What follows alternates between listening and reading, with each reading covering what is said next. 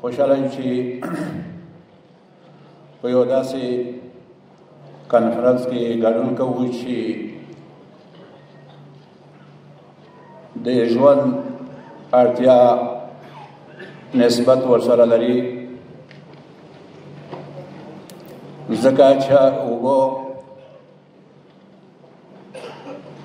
ټولو حیواناتو انسانانو بغیر د اوبه نه وخت تېرېدل ژوند کول دا مشکله ده. نو مونږه په یو داسې کانفرنس کې چې په هغه باندې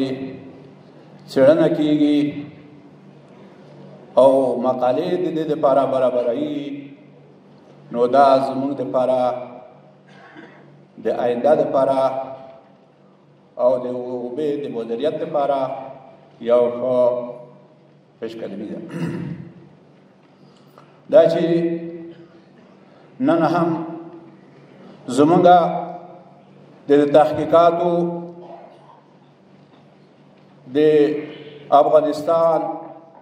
د هر ولسوالۍ د هر ولایت نه متخصصین راجمع شوي وو او موږ سهار په دې بنیاد باندې چې موږ څنګه کولی شو خپل جامعې ته د تحقیقاتو په سلسله کې د خپل متخصصینو نه